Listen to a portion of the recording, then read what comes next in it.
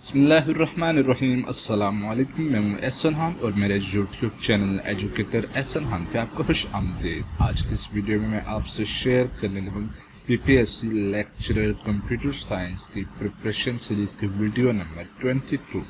इससे पिछले वीडियोस अगर आपने नहीं देखी हुई तो मैंने मौजूदा वीडियो के डिस्क्रिप्शन में प्लेलिस्ट का लिंक प्रोवाइड किया हुआ है, उस पर जाके आप मेरे साथ सारी वीडियोस देख सकते हैं, जिसमें मैंने मुख्तलिफ पास्ट पेपर्स और इम्पोर्टेंट सब्जेक्ट्स और उनके इम्पोर्टेंट टॉपिक्स कवर किए हुए हैं। तो आप ज़रूर देखिएगा, आपकी अच्छी प्रिपरेशन हो जाएगी। और आज के इस वीडियो में मैं आपसे शेयर करने लगा हूँ C++ के MCQs जो मैंने स्टार्ट किए हैं। तो इससे पिछली वीडियो जो कि वीडियो नंबर 21 थी, उसमें मैंने कुछ MCQs आपको प्रोवाइड किए थे विद सोल्यूशन, और आज पार्ट 2 जिसमें हम मज़ीद कुछ MCQs डिस्कस करने वाले हैं। तो शुरू करते हैं आज की इस वीडियो का। हमारा पहला MCQs है, विच of the following is the scope resolution operator. तो स्कोप रेजोल्यूशन ऑपरेटर की अगर बात की जाए तो ये ऑप्शन सी यहाँ पे हमें मिलती है। और अगर हम देखें कि ऑपरेटर हम किस लिए इस्तेमाल करते हैं, तो इसकी मैं आपको अगले क्वेश्चन में डिटेल बताता हूँ। अगर हम क्वेश्चन नंबर 2 में देखें तो यहाँ पे एक छोटा सा प्रोग्राम दिया हुआ है, और इस प्रोग्राम को अगर हम ट्राई रन करने की कोशिश करें तो यहाँ पे आप देखिएगा इंटीजर x इनिशियलाइज किया गया है जिसको वैल्यू 1 असाइन की गई है, और फिर यहाँ पे मेन फंक्शन स्टार्ट होता है और इसके अंदर एक और इंटीजर है x इनिशियलाइज किया गया है जिसकी वैल्यू है 2, और इसके जो स्कोप है वो इंटीजर का इस मेन फंक्शन के अंदर ही है। और इसके अंदर फिर और एक कर्ली ब्रैकेट के यानी कि एक और स्कोप डिफाइन किया गया है जिसमें एक तीसरा x इनिशियलाइज किया गया है इंटीजर जिसको वैल्यू असाइन की गई है 3। और यहाँ पे अगर हम देखें तो सी आउट पे हमने x की वैल्यू प्रिंट करवानी है, और इसके साथ हमने स्कोप रेजोल्यूशन ऑपरेटर इस्तेमाल किया है। अब ये स्कोप रेजोल्यूशन ऑपरेटर क्या करेगा कि एक ही नेम यानी कि x के 3 मुख्तलिफ वेरिएबल्स मुख्तलिफ स्कोप में इनिशियलाइज किए गए हैं, आइदर वो इनिशियलाइज्ड हों या डिक्लेयर हों, लेकिन उनका स्कोप अलग अलग है। जैसा कि ये एक ग्लोबल वेरिएबल है और ये मेन फंक्शन के अंदर है, और फिर मेन फंक्शन के अंदर एक और ब्लॉक बनाया गया है इन दो ब्रैकेट्स को इस्तेमाल करते हुए।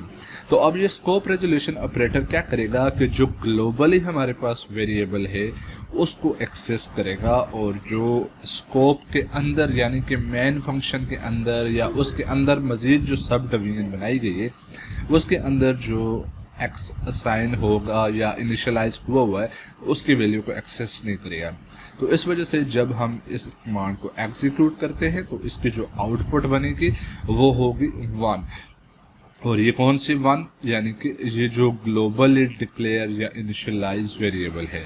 तो ये फंक्शन होता है स्कोप रेजोल्यूशन ऑपरेटर का कि ये किसी फंक्शन के अंदर जो वेरिएबल होता है और कोई ग्लोबल वेरिएबल होता है, दोनों का नेम सेम ही है, तो ग्लोबल वाले को एक्सेस करेगा और फंक्शन के अंदर जो मौजूद है उसको इग्नोर करेगा। और फिर इसके बाद नेक्स्ट क्वेश्चन पे आते हैं, What will be the output of the following C++ code. तो यहाँ पे अगर हम देखें तो एक क्लास है और इसके अंदर ये एक डिस्ट्रक्टर बनाया गया है, और फिर इसका ये मेन फंक्शन है जिसमें एक क्लास का ये एक ऑब्जेक्ट क्रिएट करने की कोशिश की गई है। तो इसके अगर हम दुरुस्त ऑप्शन देखें तो हमारे पास ये 4 ऑप्शंस दी गई हैं। तो यहाँ पे एक एरर जनरेट होगा। अब एरर क्यों जनरेट होगा, उसकी रीज़न है कि when a destructor is private then when should not define any normal object as it will be destroyed at the end of the program which will call destructor। अब destructor का क्या function होता है कि जब भी हम किसी क्लास को डिफाइन करते हैं, उसका ऑब्जेक्ट क्रिएट करते हैं, तो उसका कंस्ट्रक्टर कॉल होता है, और जब हम क्लास आउट ऑफ स्कोप होती है तो उसका डिस्ट्रक्टर कॉल होता है। और वो डिस्ट्रक्टर क्या करता है कि कंस्ट्रक्टर कॉल होते हुए या उसके दौरान जो भी मेथड एग्जीक्यूट होते हैं या वेरिएबल एग्जीक्यूट होते हैं तो उनको डिस्ट्रॉय करना होता है। जो भी एलोकेटेड मेमोरी लोकेशंस होती हैं उनको रिलीज़ करना होता है। As destructor is private, the program gives error during compile, while in case of pointer object, the compiler at compile does not know about the object, so therefore does not give compile error, and hence when the destructor is private then the programmer can declare pointer object but not declare a normal object. I hope कि आपको ये चीज़ clear हो चुकी होगी। और फिर next question पे चलते हैं। यहाँ पे एक और सवाल है जिसमें क्लास ए है, और फिर उसी तरह से जिस तरह पिछले एमसीक्यूज़ में एक डिस्ट्रक्टर डिफाइन किया गया था, तो सिमिलरली यहाँ पे भी है। और फिर इस मेन फंक्शन के अंदर दो पॉइंटर ऑब्जेक्ट डिक्लेयर किए गए। तो अगर हम इसको देखें, the pointer object is created is not deleted, hence the destructor for this object is not called, hence the nothing is printed on the screen. अब इस प्रोग्राम में क्या हो रहा है कि जब इसके पॉइंटर ऑब्जेक्ट क्रिएट किए गए लेकिन इनको डिलीट नहीं किया गया तो डिस्ट्रक्टर कॉल नहीं होगा, और अगर डिस्ट्रक्टर कॉल नहीं होगा तो फिर ये आउटपुट भी जनरेट नहीं होगी, so nothing will be printed on the screen. और फिर उसके बाद नेक्स्ट क्वेश्चन पे बात करते हैं कि एक इंटीजर एरे डिफाइन की गई है और इसमें जो इंडेक्सेस हैं उनकी तादाद है यहाँ पे 100। तो आपको पता है कि एरे जब भी डिफाइन करते हैं तो उसका जो फर्स्ट इंडेक्स होता है वो 0 से स्टार्ट होता है, 0 1 2 3। तो यहाँ पे टोटल 100 है, तो इट्स मीन्स कि ये 0 से 99 तक चलेगी। और इसके मेन फंक्शन के अंदर जो 99 इंडेक्स है उसकी वैल्यू को प्रिंट करवाया जा रहा है। तो अब हम जानते हैं कि इसकी क्या आउटपुट जनरेट होने वाली है, वो होगी 0। अब ये 0 क्यों होगी? उसकी रीज़न ये है कि जब भी C++ में कोई भी वेरिएबल अनइनिशियलाइज होता है, अनइनिशियलाइज का मतलब यानी कि वो डिक्लेयर होता है। डिक्लेयर आप इस तरह से देख सकते हैं कि मैंने एक वेरिएबल इंटीजर a यहाँ पे डिफाइन की है, तो ये चीज़ कहलाती है इंटीजर डिक्लेयर करना, कि मैंने एक वेरिएबल तो क्रिएट करवा दिया लेकिन उसको वैल्यू कोई भी असाइन नहीं करवाई। और इसी के कंपैरेटिवली अगर मैं कहता हूँ इंटीजर a और इसको मैं कहता हूँ इक्वल टू 5, तो ये चीज़ कहलाती है इनिशियलाइज। इनिशियलाइज और डिक्लेयर में आपको फ़र्क समझ आ गया होगा कि डिक्लेयर में हम सिर्फ एक वेरिएबल क्रिएट करते हैं और इनिशियलाइज में क्रिएट करने के साथ साथ उसको वैल्यू भी असाइन करते हैं। तो अब यहाँ पे जो एरे हमने डिक्लेयर की है इसको वैल्यू तो कोई भी इनिशियलाइज नहीं की, तो इस वजह से ये अनइनिशियलाइज्ड वेरिएबल है। सो जब भी अनइनिशियलाइज्ड वेरिएबल होगा तो वो C++ के अंदर उसकी वैल्यू 0 सेट कर दी जाती है। डेट्स वाई कि जब इंडेक्स 99 को हमने प्रिंट करवाया तो ऑप्शन भी यहाँ पे दुरुस्त है, 0 प्रिंट होगा।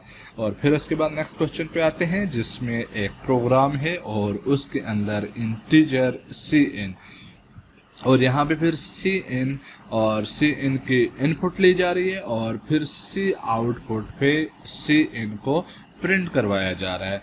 तो अब अगर इसके आउटपुट को देखें हम, तो आउटपुट में ये एक गार्बेज वैल्यू क्रिएट करेगी। उसकी रीज़न ये है कि Cin as a variable hence overrides the Cin object. Cin has no meaning, so no error will be created here. That's why it will create a garbage value. और फिर उसके बाद which of the following operator has left to right associativity, तो ये है array element access.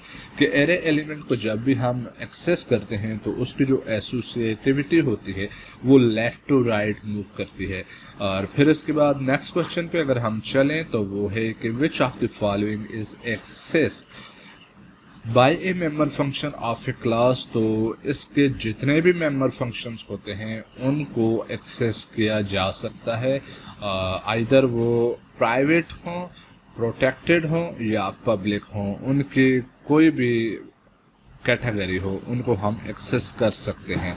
और फिर उसके बाद what is the size of character literal in C and C++, तो इसकी जो दुरुस्त ऑप्शन है ए, the size of character literal is 4 in case of C, but it is 1 in case of C++. और इसको हम इस फंक्शन के ज़रिए वेरीफाई कर सकते हैं कि अगर हम ये वाली कमांड एग्जीक्यूट करें सी में और इसी को C++ में एग्जीक्यूट करें तो हमारे पास 4 and 1 आउटपुट जनरेट होगी।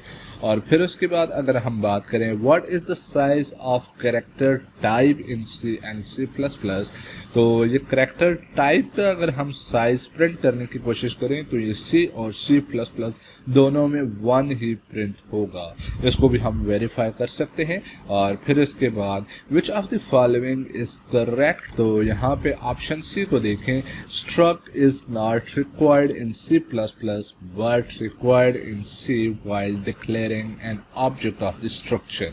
अब इसको मैं आपको इस तरह से एक्सप्लेन करता हूँ कि जब हम कोई भी स्ट्रक्चर डिफाइन करते हैं तो सबसे पहले हमने लिखना होता है struct और फिर उसके बाद हम क्या करते हैं कि इधर एक लिखते हैं स्ट्रक्चर, जो भी उसको नाम देना होता है हमने, और फिर उसके बाद उसकी बॉडी होती है जिसमें हमने उसको डिफाइन करना होता है। तो फिर जब हम इसका कोई ऑब्जेक्ट क्रिएट करते हैं तो ऑब्जेक्ट क्रिएट करने के लिए हमें ये कीवर्ड struct दोबारा से लिखना पड़ता है सी में। लेकिन अगर C++ की बात करें तो ये वाला कीवर्ड हमें नहीं लिखना पड़ता, बल्कि सिर्फ जो इसको नाम हमने असाइन किया है वो हम लिखेंगे और फिर उसके बाद जो भी ऑब्जेक्ट हम जो इसको नाम देना चाहते हैं वो यहाँ पे लिखेंगे तो ये एक ऑब्जेक्ट क्रिएट हो जाएगा। जैसे कि इसको मैंने ये जो नाम दिया है स्ट्रक्चर, तो मैं लिखूँगा स्ट्रक्चर और फिर उसके बाद मैं इसको कोई भी नाम देता हूँ जैसे कि ABC, तो इसका एक ऑब्जेक्ट ABC क्रिएट हो जाएगा। ये सिनेरियो है C++ का। लेकिन यही चीज़ जब हम C में करेंगे तो ये वाला जो struct जो मैंने यहाँ से पिक किया था इसके स्टार्ट में ये कीवर्ड struct भी यहाँ पे इस्तेमाल करना पड़ेगा। तो ये डिफरेंस है C और C++ में ऑब्जेक्ट डिक्लेयर करने का। और फिर उसके बाद अगर हम फर्दर बात करें नेक्स्ट क्वेश्चन पे, विच of the following is correct, तो यहाँ पे है structure can not have member function in C but it can in C++। कि मेंबर फंक्शन वो होते हैं कि जब हम स्ट्रक्चर डिफाइन करते हैं तो उसके अंदर कोई मज़ीद फंक्शन हम डिफाइन करते हैं जो कि C में पॉसिबल नहीं है, लेकिन C++ हमें ये फैसिलिटी प्रोवाइड करती है। इस वजह से ये दोनों में डिफरेंस पाया जाता है। और फिर उसके बाद ये एक कोड दिया गया है जिसमें एक छोटा सा प्रोग्राम हमने इंट फंक्शन और इसका ये जो बॉडी है इसमें हम एक स्टेटमेंट प्रिंट करवा रहे हैं। और फिर यहाँ पे देखें struct और struct s, जैसा कि मैंने अभी एक दो MCQs पहले आपको बताया था कि अगर हम C++ इस्तेमाल कर रहे हैं तो हमें इतनी सी कमांड लिखनी पड़ती है, ये वाला कीवर्ड हमें यूज़ नहीं करने की ज़रूरत। लेकिन अगर हम C इस्तेमाल कर रहे हैं तो फिर यहाँ पे भी हमने struct लिखना होता है और फिर उसके बाद स्ट्रक्चर का नेम और फिर उसके ऑब्जेक्ट का नेम। अब अगर इसकी दुरुस्त ऑप्शन की बात की जाए तो इसकी जो दुरुस्त ऑप्शन है the program gives an error in case of C but runs perfectly in C++। उसके अगर हम रीज़न की बात करें तो यहाँ पे एक स्ट्रक्चर के अंदर एक ये आपको स्ट्रक्चर नज़र आ रहा है और इसके अंदर एक फंक्शन डिफाइन किया गया। या अगर हम देखें कि बाय रूल हम C में स्ट्रक्चर के अंदर फंक्शन नहीं डिफाइन कर सकते, लेकिन अगर इसी चीज़ को हम C++ में इस्तेमाल करें तो C++ में ये परफेक्ट होगा, क्योंकि C++ हमें स्ट्रक्चर के अंदर फंक्शन के इस्तेमाल के लिए अलाउ करती है। तो इस वजह से बी ऑप्शन को यहाँ पे दुरुस्त कंसिडर किया जाएगा। और फिर उसके बाद एक और प्रोग्राम है जिसमें एक स्ट्रक्चर डिफाइन किया गया है और इसमें एक इंटीजर है और फिर इंटीजर फंक्शन है और यहाँ पे इसका ऑब्जेक्ट क्रिएट किया जा रहा है और फिर उस ऑब्जेक्ट के जरिए इस फंक्शन को एक्सेस किया जा रहा है। तो अगर इसके दुरुस्त ऑप्शन की बात करें the program gives an error in case of C but runs perfectly in C++, what will be the reason. तो इसकी रीज़न यही है कि स्ट्रक्चर के अंदर हम कोई भी फंक्शन इनिशियलाइज नहीं कर सकते इन केस ऑफ सी, तो इस वजह से यहाँ पे एरर क्रिएट होगा। लेकिन अगर सी प्लस प्लस की बात करें तो सी प्लस प्लस हमें ये फैसिलिटी प्रोवाइड करता है, तो स्ट्रक्चर के अंदर हम फंक्शन इजीली इस्तेमाल कर सकते हैं। और फिर उसके बाद ये एक और प्रोग्राम है जिसमें एक स्ट्रक्चर है और उसके अंदर एक स्टैटिक वेरिएबल डिक्लेयर किए गए हैं। अब हम इसका स्ट्रक्चर का ऑब्जेक्ट क्रिएट करते हैं और फिर हम देखते हैं कि इसमें करेक्ट ऑप्शन कौन सी होगी। तो अगर C++ के केस में हम इस प्रोग्राम को इस्तेमाल करते हैं तो एरर क्रिएट होगा, लेकिन अगर हम C में इस्तेमाल करते हैं तो एरर क्रिएट होगा और C++ में कोई एरर नहीं होगा बल्कि प्रोग्राम परफेक्टली एग्जीक्यूट होगा। इसके रीज़न पे अगर हम बात करें तो C के अंदर हम स्टैटिक मेंबर नहीं इस्तेमाल कर सकते किसी स्ट्रक्चर के अंदर, लेकिन हमें C++ ये फैसिलिटी देती है। तो यहाँ पे बुनियादी तौर पे दो चीज़ें आपने ध्यान में रखनी है कि अगर हम C के अंदर स्ट्रक्चर इस्तेमाल कर रहे हैं तो उस स्ट्रक्चर के अंदर हम स्टैटिक फंक्शन भी, स्टैटिक मेंबर या स्टैटिक वेरिएबल भी नहीं इस्तेमाल कर सकते और कोई फंक्शन भी नहीं इस्तेमाल कर सकते। लेकिन इसी के कंपैरेटिवली C++ को देखा जाए तो उसमें हम स्टैटिक वेरिएबल भी इस्तेमाल कर सकते हैं स्ट्रक्चर के अंदर, और स्ट्रक्चर के अंदर हम फंक्शन भी इस्तेमाल कर सकते हैं। जो ये दो की पॉइंट्स आपने ध्यान में रखने हैं। तो आज की वीडियो को यहीं पे वाइंड अप करते हैं और मिलते हैं फिर नेक्स्ट वीडियो में मज़ीद इस तरह के MCQs के साथ। तब तक के लिए अल्लाह हाफिज़।